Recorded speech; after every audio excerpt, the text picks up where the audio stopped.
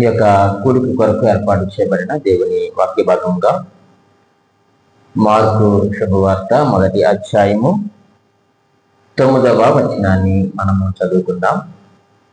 Mark శుభవార్త 1వ అధ్యాయము 9వ వచనాన్ని మనము చదువుకుందాం.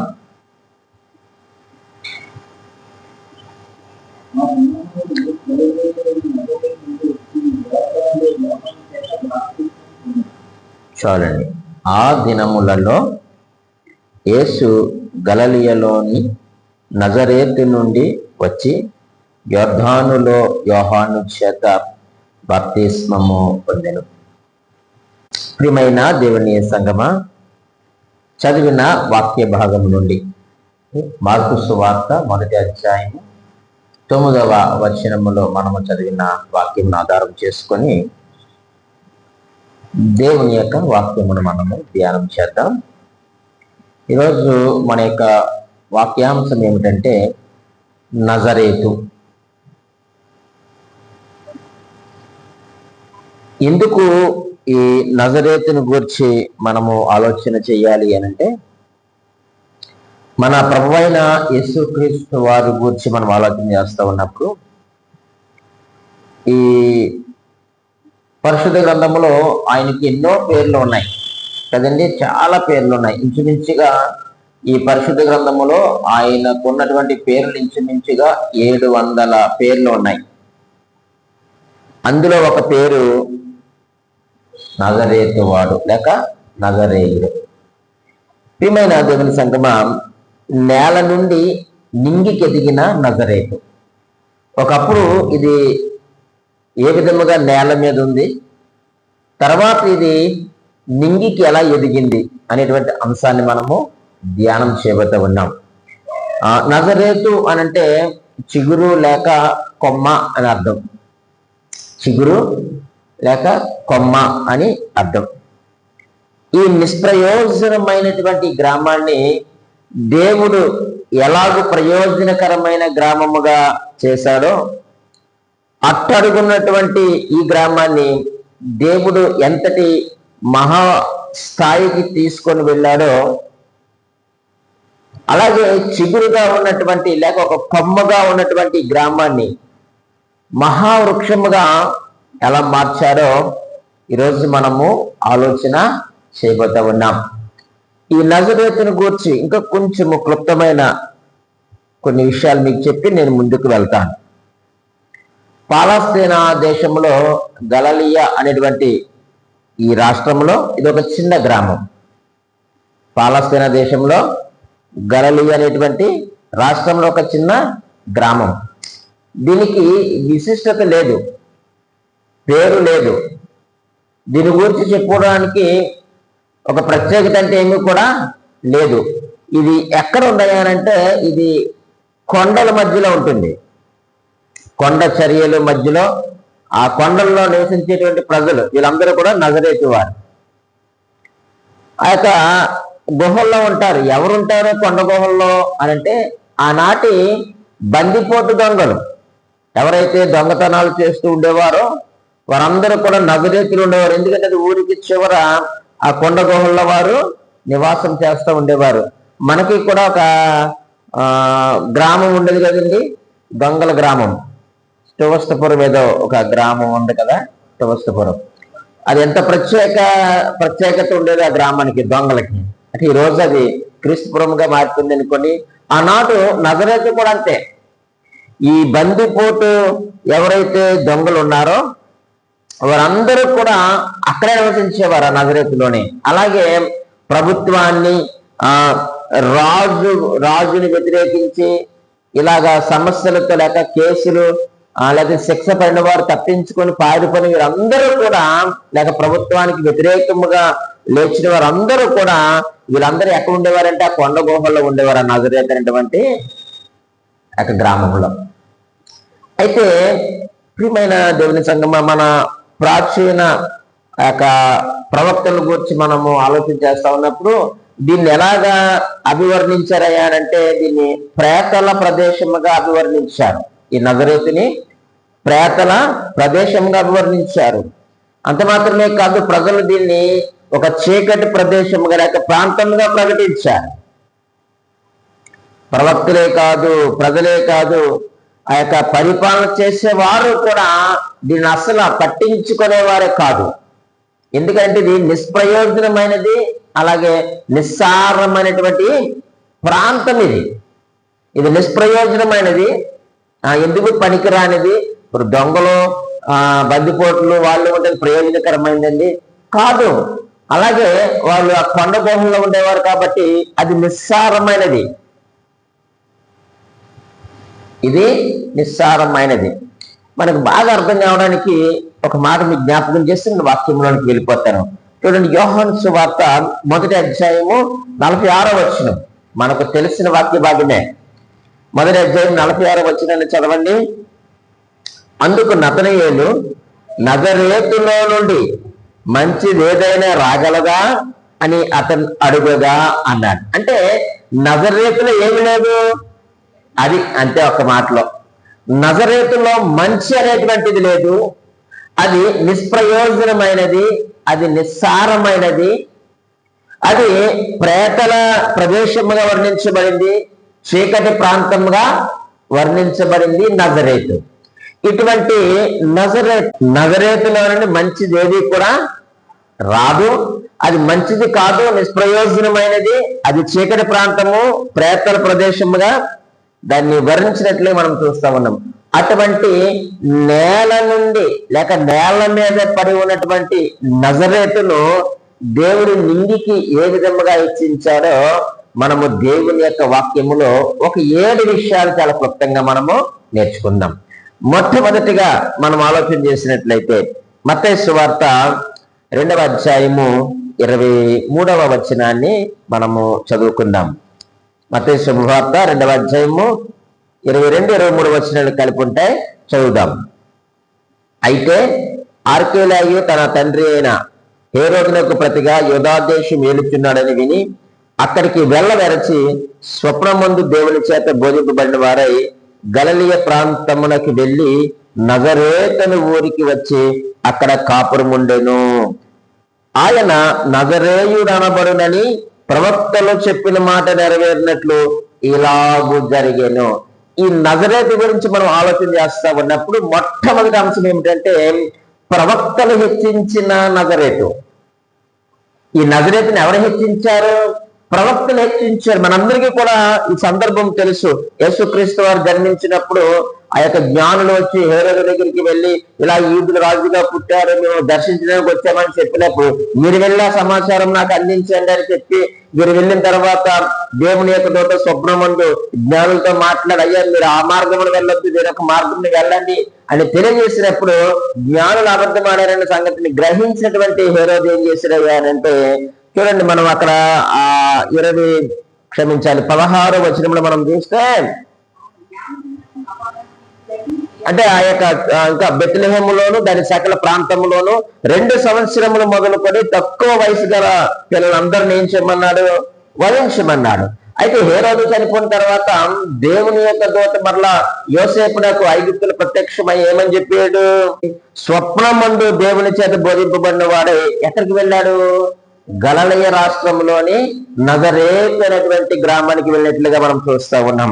ప్రభువునందు ప్రియమైన దేవుని సంగమా, అది ఎందుకు పనికిరాని చీకటి ప్రదేశంగా ఉన్నటువంటి ఆ యొక్క నజరేతును దేవుడు ఏం చేశాడయ్యానంటే ప్రవక్తల ద్వారా దాన్ని హెచ్చించాడు. మనం ఆలోచన చేస్తే ఆనాటి మత కేంద్రమైనటువంటి యెరూషలేము పట్టణాన్ని దేవుడు ఎన్నుకోలేదు. యెరూషలేము పట్టణం మత కేంద్రం అది, కానీ అటువంటి యెరూషలేమును దేవుడు ఎన్నుకోలేదు. అలాగే ఆనాడు చట్టమును నెరవేర్చేటువంటి రోమును కూడా దేవుడు ఎంపిక చేసుకోలేదు. అలాగే ఫిలాసఫర్స్ ఉన్నటువంటి ఏథెన్స్ ను కూడా దేవుడు ఎన్నుకోలేదు. కానీ నిర్జీవమైన ఎందుకు పనికిరాని చీకటి అంధకారముతో నింపబడినటువంటి ఆ యొక్క నజరేతును దేవుడు ఏం చేస్తాడయ్యానంటే ఆయన ఎంపిక చేసుకున్నాడు. ఎందుకు ఎంపిక చేసుకున్నాడు అంటే ఏదైతే మంచిది కాదని ప్రకటించారో, ఏదైతే నిర్జీవమైనదని ప్రకటించారో ఆ యొక్క లేఖన భాగములను నెరవేర్చడానికి ఆయన ఈ భూమి మీదకు వచ్చినప్పుడు ఆయన నజరేతును ఎంపిక చేసుకున్నాడు. ఈరోజు మనము కూడా ఎందుకు పనికిరాని వారమే, మనము కూడా చీకటి బ్రతుకులో బ్రతుకుతున్న వారమే, ఒకప్పుడు మనము కూడా ప్రేతల భూమిగా ఉన్నవారమే. అయితే అటువంటి మనలను తన తండ్రి చిత్తమును నెరవేర్చడానికి ఆయన మనల్ని ఏం చేశాడు చెప్పండి? హెచ్చించాడు దేవుడు. ఈరోజు మనం హెచ్చించబడ్డాము కదండి. ఎప్పుడైతే ఆయన సొంత రక్షకుడిని అంగీకరించామో మనం అందరము కూడా ఏం చేయబడ్డాం? హెచ్చించబడ్డాం. ఈరోజు మనము క్రైస్తవులు అని చెప్పుకోవడానికి మనం సిగ్గుపడవలసిన అవసరత లేదు. ఆనాడు ఆ యొక్క నజరేతును దేవుడు ప్రవక్తల చేత హెచ్చించాడు. అది నిష్ప్రయోజనమైనది, ఎందుకు పనికిరాని స్థలమని మనం ఎరుగుదము, మనం చదివాము. నతనేలు కూడా అన్నాడు, అరే నజరేతుల్లోంచి మంచిది ఏదైనా వస్తుందా? రాదు కదా. ఈరోజు మీలో నాలో ఒకటి ఏమి లేదు చెప్పండి, మంచి లేదు. కానీ దేవుడు ఈరోజు నిన్ను నన్ను ఏం చేశాడు చెప్పండి? హెచ్చించాడు. ఆనాడు నజరేతు ప్రవక్తల ద్వారా హెచ్చించబడింది. రెండవదిగా మనం ఆలోచించేద్దాం. యోహాను సువార్త 19వ అధ్యాయము 19వ వచనాన్ని మనం చదువుకుందాం. 19వ అధ్యాయము 19వ వచనంలో ఇలాగూ రాయబడి ఉంది. 19వ అధ్యాయము యోహాను సువార్త 19వ వచనం. మరియు పిలాతు యూదుల రాజైన నజరేయుడగు యేసు అను పై విలాసమును రాయించి సిలువ మీద పెట్టించెను. రెండవదిగా మనం ఆలోచన చేస్తా ఉన్నప్పుడు సిలువపై యేసు హెచ్చించిన నజరేతు, ప్రవక్తలు హెచ్చించిన నజరేతు, ఇప్పుడు ఏకముగా మన ప్రభువైన యేసుక్రీస్తు వారే సిలువ పైన నజరేతును హెచ్చిస్తా ఉన్నాడు. ఆయన సిలువ వేసినప్పుడు ఆ సిలువ పైన ఒక బోర్డు ఉంటుంది కదండి. ఏంటంటే ఆ బోర్డు INRI అని రాయబడి ఉంటది. అందులో ఎన్ అంటే అర్థం ఏమిటి? నజరేయుడు అంటే నజరేతు వాడు. చూడండి, ఆ యొక్క ప్రియమైన దేవుని సంగమా 2500 సంవత్సర క్షమించాలి 2000 ఎన్ని సంవత్సరాలు? 25 2025 సంవత్సరాల క్రితమే ప్రభువైన యేసుక్రీస్తు వారు ఏం చేశారంటే ఆ యొక్క నజరేతుని సిలువపై హెచ్చించారు. ఆ బోర్డు చదివిన ప్రతి ఒక్కరూ కూడా ఏం చదవాలి? నజరేయుడైన యేసుక్రీస్తు. అంటే ఎక్కడో అట్టడుగునటువంటి నేలలో ఉన్నటువంటి ఆ యొక్క నజరేతుని దేవుడు ఏం చేశారంటే సిలువ పైన హెచ్చించారు. ప్రియమైన దేవుని సంగమా, ఒకవేళ వారు అనాలోచనగా పెట్టారో లేకపోతే కావాలని పెట్టారో తెలియదు, కానీ ఏదేమైనప్పటికీ ఆ యొక్క నజరేతుని దేవుడు ఏం చేశారంటే మహోన్నతమైనటువంటి స్థాయికి ఆయన తీసుకొని వెళ్ళారు. ఒకప్పుడు నీవు నేను కూడా నజరేతు లాంటి వారమే. ఈరోజు దేవుడు మనల్ని ఎక్కడ హెచ్చించాడు? ఎలా హెచ్చించాడు? ఆ సిలువ పైన మనల్ని హెచ్చించాడు. ఆయన సిలువ మరణము ద్వారా మన పాపములు ఆయన భరించడం ద్వారా తండ్రి చూసినప్పుడు యేసుక్రీస్తును ఎవరు కనబడి ఉంటారు? ఆయన సిలువపై ఉన్నప్పుడు తండ్రి పరలోకమును చూసినప్పుడు యేసుక్రీస్తు ముఖములు ఎవరు కనబడి ఉంటారు? దానియేలు గారు కనబడి ఉంటారు, విజయరత్నం గారు కనబడి ఉంటారు, వరప్రసాద్ కనబడి ఉంటాడు. ఎందుకంటే మన పాపాలన్నీ ఆయన భరిస్తున్నాడు. ఇప్పుడు తండ్రికి కనబడింది ఎవరంటే యేసుక్రీస్తు వారి ముఖము కాదు, మన యొక్క పాపాలన్నీ కూడా అనేక రక్తములో కరగబడుతుండగా తండ్రి చూస్తూ ఉన్నాడు. కాబట్టి మన ఉగ్రత అంతా కూడా ప్రభువైన యేసుక్రీస్తు వారి మీద మోపబడి ఆయన శిలువ రక్తము ద్వారా మన పాపాలన్నీ కడగబడతా ఉంటే తండ్రి అయిన దేవుడు తన యొక్క ఉగ్రతను తన కుమారుడి పైన ఉంచాడు. ఇప్పుడు చెప్పండి, ఈరోజు నీవు నేను ఎలా హెచ్చించబడ్డాం? శిలువ మరణము ద్వారానే, శిలువ ద్వారానే నీవు నేను కూడా హెచ్చించబడ్డాము. ఒకప్పుడు మన విలువ లేని వారము, ఎన్నిక లేని వారము, మంచి లేని వారము, మంచి పేరు లేని వారము, నిష్ప్రయోజనమైన వారము. అటువంటి నిన్ను నన్ను కూడా ప్రియమైన దేవుని సంగమా మన ప్రభువైన యేసుక్రీస్తు వారు మనల్ని సిలువపై ఏం చేశారు చెప్పండి? హెచ్చించున్నాడు. ఆనాడు నజరేతును కూడా దేవుడు అదే చేశాడు. నేల నుండి నింగికెదిగిన నజరేతు, నేల నుండి నింగికెదిగిన ఆ స్థలంలో మన పేరు పెట్టుకుంటే దేవుడు సిలువపై మళ్ళీ ఏం చేశారు చెప్పండి, హెచ్చించినట్లుగా మనం చూస్తా ఉన్నాం. మూడవదిగా మనం ఆలోచన చేద్దాం. మార్కు సువార్త 16వ అధ్యాయము 6వ వచనాన్ని చదవండి.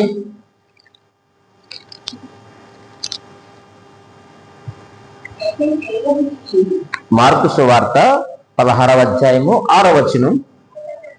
అందుకతడు, కలవరపడకుడి, సిలువ వేయబడిన నజరేయుడగు యేసును మీరు వెతుకుచున్నారు, ఆయన లేచి ఉన్నాడు, ఇక్కడ లేడు, వారు ఆయనను ఉంచిన స్థలమును చూడుడి. చూడండి, ఇక్కడ మనం మూడవది ఆలోచన చేస్తే, మొదటిది ప్రవక్తలు హెచ్చించిన నజరేతు, రెండవది సిలువపై యేసు హెచ్చించిన నజరేతు, మూడవది పరలోకపు దూతలు హెచ్చించిన నజరేతు. దేవునికి మహిమ కలిగింది కాక. ఆ ఆదివారము తెల్లవారుగానే సమాధి దగ్గరికి స్త్రీలు వచ్చారు, మనందరికీ తెలిసినటువంటి విషయమే. అయితే అక్కడ చూసేసరికి ఎవరు లేడు, ఉండడు, ఎందుకుంటాడు, ఉండడు కదా. అయితే కలవరపడిపోతున్నారు. అరే మా యేసుప్రభు వారు చనిపోయారు, ఆయన సమాధి చేయబడ్డాడు, ఆయన శరీరానికి మనము ఏంటది సుగంధ ద్రవ్యాలు పోతాం కదా అని వచ్చాము, లేడేటి అని చెప్పేసి వీళ్ళు ఏమైపోయారటలో కలవరపడ్డారు, మిగుల కలవరపడి అనగానప్పుడు అందుకు అతడు, ఎవరు ఆయన, ఆ ప్రక్కన కూర్చున్నటువంటి పరలోకపు దూత ఏమన్నాడంటే, మీరు కలవరపడకండి, సిలువ వేయబడిన వారు ఎవరు, అది సిలువ వేయబడిన వారు ఎవరయ్యానంటే నజరేయుడగు యేసు. ఆయన మీరు వెతుకుచున్నారు, నజరేతు వాడైనటువంటి యేసు. చూడండి, ఈరోజు భూమి మీద ఉన్నవారే కాదు, ప్రవక్తలే కాదు, ప్రెసిడెంట్లే కాదు, అధికారులే కాదు, పరలోకపు ప్రతినిధులైనటువంటి దేవుని యొక్క దూతల సహితము నజరేతుని గురించి ఏం చేస్తూ ఉన్నారు, ప్రస్తావిస్తూ ఉన్నారు. ఈరోజు భూమి మీద మనము కూడా నజరేతు లాంటి పాపాత్ములమే. మనం ఈ భూమి మీద రక్షించబడితే పరలోకములో దేవుని దూతల దగ్గర ఏంటంట ఆనందము. దేవుని దూతలు ఏం చేస్తారు, సంతోషిస్తారు, దేవుడు సంతోషిస్తారు. ఆనందము పరలోకంలో. ఎప్పుడు ఆనందం పరలోకంలో? ఒక పాప రక్షించబడినప్పుడు, ఒక మనసు మారినప్పుడు, ఒక వ్యక్తి ప్రభు దగ్గరకు వచ్చినప్పుడు పరలోకములో ఆనందము, దేవుడు దూతల ఎదుట ఆనందము. ఈ రోజు ఆ యొక్క పరలోకపు ప్రతినిధులు ప్రియమైన దేవుని సంగమా ఏం చేస్తా ఉన్నారు చెప్పండి, ఆ యొక్క నజరేతును హెచ్చిస్తా ఉన్నారు. ఒక మాట మీకు జ్ఞాపకం చేయాలనుకుంటున్నాను. ఆయన ఎవరు అయితే నివసిస్తారో వారికి ఘనత వస్తుంది, అంతే. ఆయన ఎవరిలో అయితే నివసిస్తాడో వారికి ఏమొస్తుంది, ఘనత వస్తుంది. ఆనాడు యెరూషలేము లేదా, రోమాపట్నం లేదా ఉంది, ఏథెన్స్ లేదా ఉంది, కానీ వీటికి ఏమి రాలేదు, ఘనత రాలేదు. కానీ నిష్ప్రయోజనమైన దాంట్లోకి ఎప్పుడైతే ఆయన ప్రవేశించాడో ఇప్పుడు అది ఘనపరచబడుతుంది. మనుషులే కాదు, ప్రవక్తలే కాదండి, పరలోకపు ప్రతినిధులైనటువంటి దేవుని దూతలు కూడా ఆ యొక్క నజరేతును హెచ్చిస్తా ఉన్నారు. ఈరోజు దేవుడు నీలో నాలో నివసిస్తే పరలోకములో ఆనందం, తండ్రి దగ్గర ఆనందం, తండ్రి దగ్గర సంతోషం, గొప్ప నిండు జరుగుతుంది. కాబట్టి ప్రియమైన దేవుని సంగమా, దేవుడు మనలో నివసించడానికి మనం ఆయనకి ఏమి ఇవ్వాలి చెప్పండి, స్థానం ఇవ్వాలి. మంచి ఏదీ లేదు, ఏ మంచి కూడా మనలో, అంటే మనలో మంచి లేదు ఉందంటారా, లేదు, మన మంచి వారం కానే కాదు. కానీ ఆయన మన పని ఏమి చూపించాడు, ప్రేమ చూపించాడు.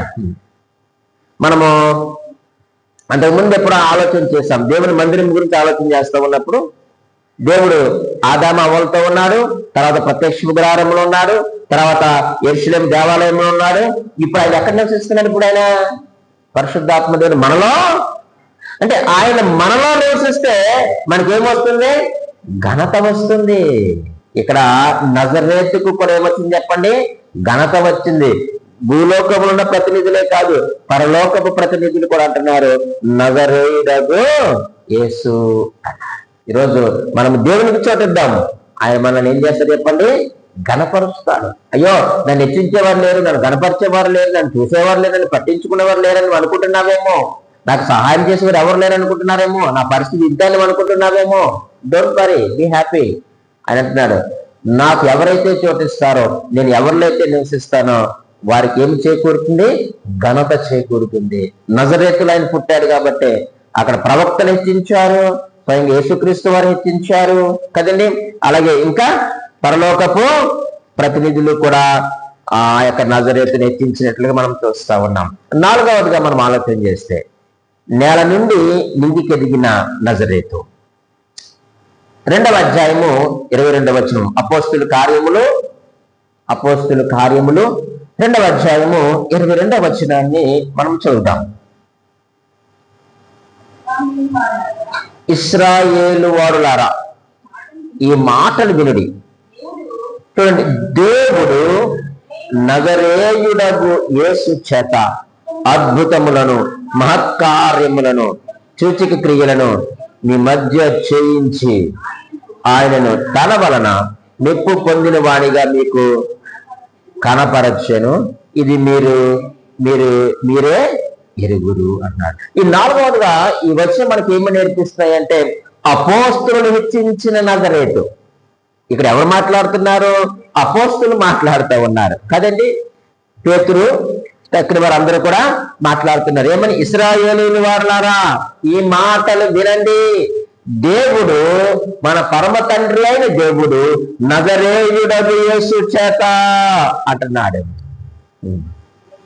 అంటే ఆనాడు అపోస్తులైన వారు లేక వేదాంత పండితులైన వారు కూడా వారి యొక్క ప్రసంగాల్లో ఏం చేశారు చెప్పండి? నజరేతును హెచ్చిస్తా ఉన్నారు. వారి యొక్క సాక్ష్యాల్లో నజరేతు యొక్క ఔన్నత్యాన్ని గురించి వారు మాట్లాడినట్లుగా మనము గమనిస్తా ఉన్నాం. అలాగే యేసుక్రీస్తు వారి యొక్క శిష్యులు కూడా వారి యొక్క బోధనలో ఏం చేశారు చెప్పండి? నజరేతును ప్రస్తావించారు, నజరేతును హెచ్చించారు. నజరేతులోంచి మంచిది ఏదైనా వస్తుందా? ఎస్, వచ్చాడు. దేవుడు నజరేయుడు యేసు చేత అద్భుతాలు చేయించాడు. రావడమే కాదు, ఆ నజరేయుడు యేసు రావడమే కాదు, ఏం చేశాడట? అద్భుతాలు సూచక క్రియలు కూడా చేశాడని అపోస్తుల చేత ఆ యొక్క నజరేతును దేవుడు ఏం చేశాడు చెప్పండి? హెచ్చిస్తా ఉన్నారు. ఈరోజు మనము కూడా నజరేతు వంటి జీవితాన్ని జీవించినట్లయితే ఆయనకు మన యొక్క హృదయంలో మనం చోటిద్దాం. ఎప్పుడైతే ఆయన మనలో నివసిస్తారో అప్పుడు మనం అందరూ మనం హెచ్చిస్తారు. ఎవరో హెచ్చించాలని కోరుకోవాల్సిన అవసరత లేదు. ఆయనకు చోటిస్తే, ఆయనకు ప్రథమ స్థానాన్ని ఇస్తే, ఎందుకంటే ఏ మంచి మనలో లేదు, మన మంచివారం కానే కాదు. వాక్య ప్రకారంగా చూసుకుంటే ఏ భేదాలు అందరూ పాపం చేసి దేవుడి గురించి మహిమను పొందలేకపోతున్నాం. అయితే ఈ సమయంలో దేవుడు మనతో ఏం మాట్లాడుతున్నాడంటే, నిష్ప్రయోజనమైన నీ హృదయంలో ఆయనకి నువ్వు చోటిస్తే నువ్వు హెచ్చించబడతావు. ఆనాడు నజరేతు చోటిచ్చింది. ఏం చేయబడింది చెప్పండి? హెచ్చించబడింది. అపోస్తులు హెచ్చించిన నజరేతు. 5వదిగా మనం ఆలోచన చేస్తే చూడండి, 22వ అధ్యాయము అపోస్తుల కార్యములు 22వ అధ్యాయము 8వ వచనాన్ని మనం చదువుదాం. 22వ అధ్యాయం 8వ వచనం. అందుకు నేను, ప్రభువా నీవెవడవని అడిగినప్పుడు ఆయన, నేను నీవు హింసించుచున్న నజరేయుడగు యేసును అని నాతో చెప్పెను. 5వదిగా మనం ఆలోచన చేస్తే, యేసు హెచ్చించిన నజరేతు. ఆయన స్వయంగా మాట్లాడుతూ ఉన్నాడు. ఎందుకంటే నేను యేసుక్రీస్తును అంటే పోను కదా, నువ్వు హింసిస్తున్న యేసుని అంటే పోను కదా, అపోస్తులు విశ్వసించిన యేసుని అంటే పోను కదా, ఇదిగో ప్రజలందరూ విశ్వసించిన యేసుని అంటే పోను కదా, నేను రక్షకుణ్ణి అంటే పోను కదా, యెషయా గ్రంథంలో చెప్పబడిన శిశువు నేనంటే పోను కదా, నువ్వు ఎవరైతే దేవుడు కాదని హింసిస్తున్నావో ఆయన చెప్తే పోను కదా. ఎంత విచిత్రం అండి. ఆయన అంటున్నాడు, నీవు హింసించుచున్న నజరేయుడగు. నేనెవరో నీకు తెలియాలి. ఎందుకు ఈ మాట చెప్పుకుంటాడంటే, నాకు దేవుడిచ్చిన తలంపు. సౌలు చూస్తే చాలా ధనవంతుడు కదండి. సౌలు చాలా ధనవంతుడు, గొప్ప తత్వవేత్త, మంచి బలం ఉన్నవాడు, పేరు ప్రఖ్యాతిలో ఉన్నవాడు. ఈయన ఎలా పరిచయం చేసుకున్నాడు? నజరేతు వాడు అంటే ఆటోమేటిక్ గా సౌలుకి అర్థమైపోద్ది, అరే ఏమి నజరేతు అది, దొంగల ముట్ట ఉన్న నజరేతు కదా, బందిపోట్లో ఉన్న నజరేతు కదా, ఆ ప్రభుత్వాన్ని రాజుని వ్యతిరేకించి పారిపోయిన వాళ్ళు నివాసం ఉండే ప్రదేశం కదా, ఆ జేబు దగ్గర ఉండే ప్రదేశం కదా అనేటువంటి ఆలోచన ఎవరికి వచ్చి ఉంటుంది? సౌలుకి వచ్చి ఉంటుంది. అంటే నాకు దేవుడు ఇచ్చిన తల అంటే ఎందుకు అలాగ పరిచయం చేసుకోవాల్సి వచ్చింది? నాయన నీ ధనము, నీ బలము, నీ జ్ఞానము, నీ తత్వజ్ఞానం ఇది కాదు, ఒక్కసారి నన్ను చూడు, నేను ఎక్కడి నుంచి వచ్చాను చూడు ఒక్కసారి అని దేవుడు తన యొక్క స్థాయిని పరిచయం చేసుకున్నప్పుడు సౌలు ఆలోచనలో పడి ఉంటాడు. అరే నజరేత, అసలు దాని గురించి ఎప్పుడు పట్టించుకోలేదు నేను, అందులోంచి వచ్చావా అని ఆ సమయంలో సౌలు ఆలోచన చేస్తుంటాడు. కానీ దేవుడు ఏం చేశాడు చెప్పండి? ఆ నిష్ప్రయోజనమైనటువంటి ఆ యొక్క నజరేతుని దేవుడు హెచ్చించినట్లుగా మనము చూస్తూ ఉన్నాం. ఈరోజు ప్రియమైన దేవుని సంగమా, నీవు నేను కూడా నజరేతు వలె ఉంటే ఆయనకి చోటిద్దాం. ఆయన ప్రతి స్థలంలో కూడా హెచ్చిస్తాడు. అధికారుల దగ్గర నిన్ను హెచ్చిస్తాడు, ప్రభుత్వాల ముందు నిన్ను హెచ్చిస్తాడు, పరలోకములో కూడా దేవుడు నిన్ను ఏం చేస్తాడు చెప్పండి? హెచ్చించేటువంటి దేవుడు. ఒకప్పుడు నజరేతే నువ్వు నేల మీద ఉన్నా దాని మీద ఉన్నవాడివే, కానీ నువ్వు ఆయనకు చోటు ఇవ్వగలిగితే నజరేతుని ఎలాగైతే దేవుడు హెచ్చించాడో నిన్ను నన్ను కూడా అదే స్థాయిలో హెచ్చిస్తాడు. యేసు హెచ్చించిన నజరేతు. ఆరవదిగా మనం ఆలోచన చేసినట్లయితే అపోస్తుల కార్యములు 3వ అధ్యాయము 6వ వచనాన్ని మనం చదువుకుందాం. అపోస్తుల కార్యములు 3వ అధ్యాయము 6వ వచనములో ఈ మంచి మాట రాయబడి ఉంది.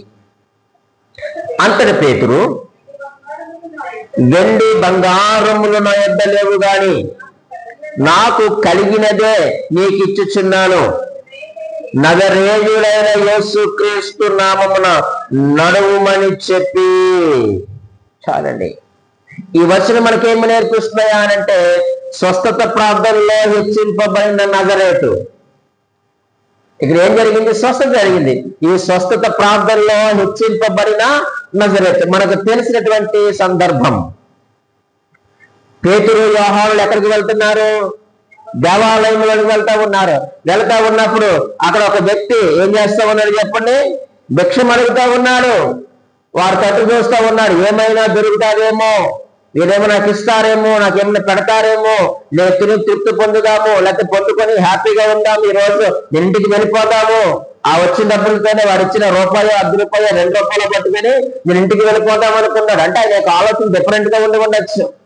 ఏదైనా దొరుకుతుందేమో అని చూశాడు. ఈరోజు ఏదో విధంగా నేను తృప్తి పొంది ఇంటికి పోదాం అనుకున్నారు. కానీ ప్రియమైన దేవుని సంగమా, ఇక్కడ మనం ఆలోచన చేస్తూ ఉన్నప్పుడు ఆయనకి జీవితకాల సెటిల్మెంట్ జరిగిపోయింది. వాళ్ళు ఏమన్నారు చెప్పండి? మా దగ్గర ఏమి లేదు, వెండి బంగారములు మా దగ్గర లేదు. మేము కలిగి ఉన్నది వెండి బంగారం కాదు, ధనము కాదు, జ్ఞానము కాదు, పలుకుబడి కాదు, పేరు ప్రఖ్యాతులు కాదు, కుటుంబ బలము కాదు, గౌరవం కాదు, మ్యాజిక్లు కాదు, ఇవేమి మేము కలిగి లేము. మేము కలిగి ఉన్నది ఏమిటగా అని అంటే నజరేయుడు అయినటువంటి యేసు యొక్క నామమును మాత్రమే మేము కలిగి ఉన్నాం. ఒకవేళ అంటే మన గ్యాప్ ఇచ్చి చదివితే, నేను చదివినప్పుడు నాకు అర్థమైంది ఏంటంటే వెండి బంగారములు మా యొద్ద లేవు కానీ అన్నప్పుడు ఏమనుకుంటారు? ఇంకా మాత్రం దానికి మీరు నన్ను ఆక్రమించుకురా బాబు అనుకుని ఉంటారు కదా. వెండి బంగారం లేకపోతే మీరు నాకేమి ఇస్తారో అలా అనుకున్నాడంటే ఆలోచన చేస్తే ఏదో 1 రూపాయి లేకపోతే ఒక అనా ఇస్తారేమో, 1 షెకేలు ఇస్తారేమో అనుకున్నాడేమో. అంతే కదండి. సహజంగా చిల్లర లేదు. ఇప్పుడు ఎవరన్నా భిక్షాటన చేసి చిల్లర లేదన్నా అనుకున్న అతను మనసులో ఏముంటుంది? అని అతని అడిగేనేమో అనుకుంటారు. అలాగే ఇక్కడ ఆలోచన చేస్తా ఉన్నప్పుడు ప్రియమైన వాళ్ళారా, వెండి బంగారములు మా దగ్గర లేవు. అయితే మేము ఏం కలిగి ఉన్నాం? ఒక నామము కలిగి ఉన్నాం. ఆ నామం ఏమిటయ్యా అంటే క్రీస్తు అనేటువంటి నామం కలిగి ఉన్నట్టు యేసు అనేటువంటి నామం కలిగి ఉన్నాం. కానీ ఆ యేసు క్రీస్తు అనేటువంటి ఆ వ్యక్తి ఎక్కడి నుంచి వచ్చాడయ్యా అంటే నజరేతులో నుండి వచ్చాడు. ఆ నామానికి అంత శక్తి ఉందా? ఆ నామమునకు అంత బలం ఉందా? అంత గొప్ప కార్యం చేయగలదా? ఓ ఎస్, చేయగలదు. కాబట్టి పేతురు యోహాను అన్నారు, నజరేయుడైన యేసుక్రీస్తు నామమున నడువమని చెప్పి. స్వస్థత ప్రార్థనలో హెచ్చింపబడిన నజరేత. ఈరోజు మనము కూడా ప్రార్థన చేస్తూ ఉంటాం కదా, మనం కూడా ప్రార్థన చేస్తూ ఉంటాం.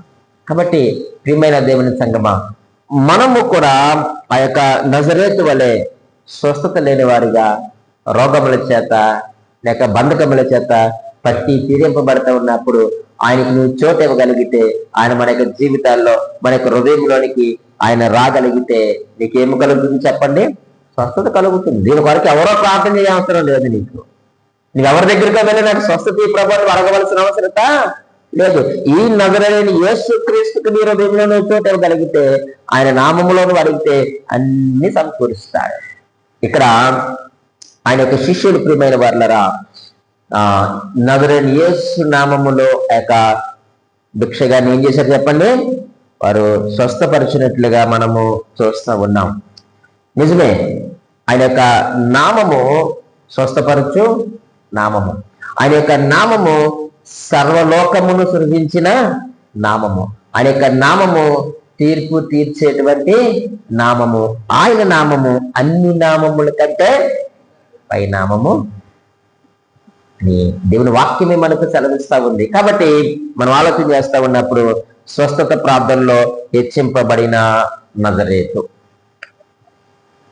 6 విషయాలు మనము నజరేతు గురించి మనము ఆలోచన చేసాం. మొదటిది ఏంటి చెప్పండి? ప్రవక్తల ద్వారా హెచ్చింపబడిన నజరేతు. శిలువపై యేసు హెచ్చించిన నజరేతు. మూడవది పరలోకపు దూతలు హెచ్చించిన నజరేతు. అపోస్తులు హెచ్చించిన నజరేతు.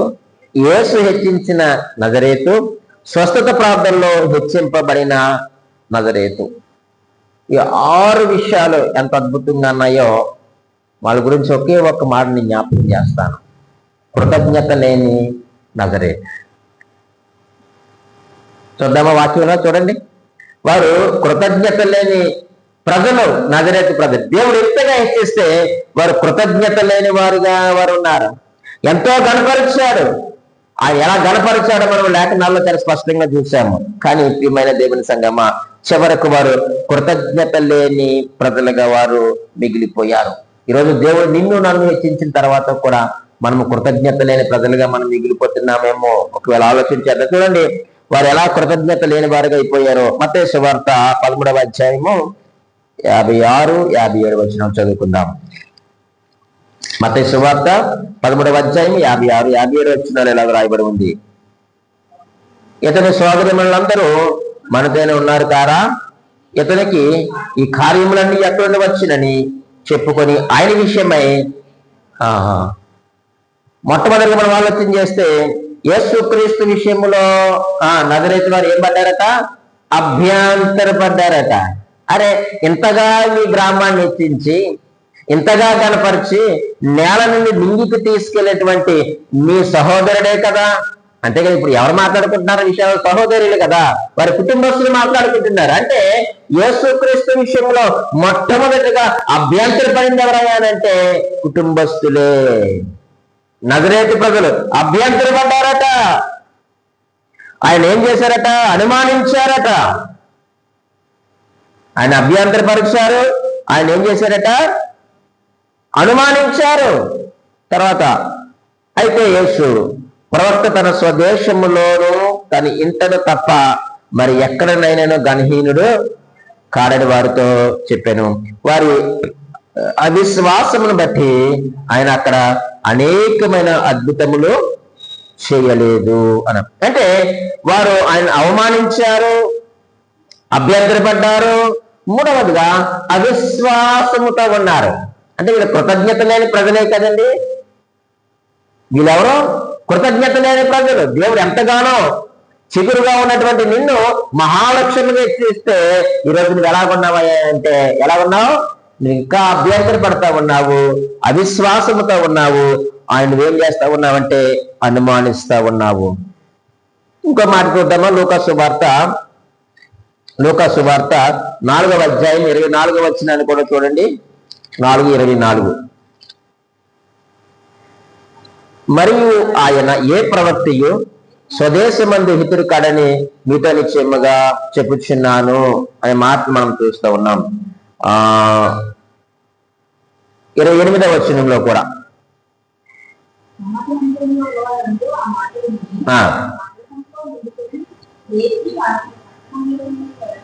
చూడండి, వాళ్ళందరూ కూడా ఏం చేశారట? పట్నములో నుండి ఆయనను వెళ్ళగొట్టారట. ఆయన హేళన చేశారు, అవమానపరిచారు. పట్టణములో నుండి ఆయనను వెళ్ళగొట్టి ఆయన తలక్రిందులుగా పడద్రోయవలని తమ పట్టణము కట్టబడిన కొండపేట వరకు ఆయనను తీసుకొని పోయిరి. ఎంత అవమానకరమో ప్రియమైన దేవుని సంగమా! దేవుడు ఎంతగానో హెచ్చిస్తే ఆ యొక్క ప్రజలకు కనీస విశ్వాసం అనేటువంటిది లేదు, అభిమానం లేదు. విశ్వాస ఘాతకులైపోయి ఆయన ఏం చేశారట? తల క్రిందులుగా పడద్రోయవలని ఆయన కొండపేట వరకు తీసుకొని పోయారట. ఒకవేళ ఈరోజు నీ నా జీవితం కూడా నజరేతును పోలి ఉన్నదేమో. మనము కూడా నేలను పడి ఉన్నవారమే, కానీ దేవుడు నిన్ను నన్ను ఏం చేశారు చెప్పండి? హెచ్చించారు. నిష్ప్రయోజనమైన వారమే. ఒకప్పుడు మన యొక్క జీవితాల గురించి మనం ఆలోచన చేస్తూ ఉన్నప్పుడు, మన మానవ మనసు పొందక ముందు, ప్రభు దగ్గర రాకముందు మనందరి జీవితాలు కూడా నజరైతే. అయితే దేవుడు మనల్ని హెచ్చించిన తర్వాత ఆ యొక్క ప్రజల వల్లే మనము కూడా ఆయన విషయంలో అభ్యంతర పడుతున్నామా? ఆయన్ని అనుమానిస్తున్నామా? అవిశ్వాసంతో మనం ఉంటున్నామా? ఆయన తృణీకరిస్తున్నామా? ఒకవేళ తృణీకరిస్తే, ఆ యొక్క నగరైనటువంటి యేసుని నీవు తృణీకరిస్తే, నువ్వు మరలా ఎక్కడ పడిపోతావు? నేలను పడిపోయే ప్రమాదం ఉంది. నేను ఎంతగానో దేవుడు హెచ్చించాడు. దేవుడు హెచ్చించాడు కాబట్టి నువ్వు కృతజ్ఞత కలిగి ఆయన నువ్వు ఆరాధించు, ఆయన స్తుతించు, గణపరచు, ఆయన యొక్క నామాన్ని హెచ్చించి ఆయన కొరకు నువ్వు బ్రతుకు. మన బ్రతుకులు మార్చడానికి దుర్బలమైనటువంటి మన బ్రతుకుల్లోనికి ఆయన ప్రవేశించాడు. అవమానకరమైన మన బ్రతుకుల్లోనికి ఆయన వచ్చాడు. ఏ మంచి లేని, ఏ విలువ లేని మనలోనికి ఆయన ప్రవేశించి ఆయన మనల్ని హెచ్చించాడు. ఈరోజు నువ్వు హెచ్చింపబడిన తర్వాత, నువ్వు ఒక స్థాయికి వచ్చిన తర్వాత నువ్వు ఆయన తృణీకరిస్తున్నావేమో. ఒకవేళ నీ జీవితం, నా జీవితము నజరేతును పోలి, ఆ ప్రజలను పోలి ఉన్నదేమో మనం పరీక్షించి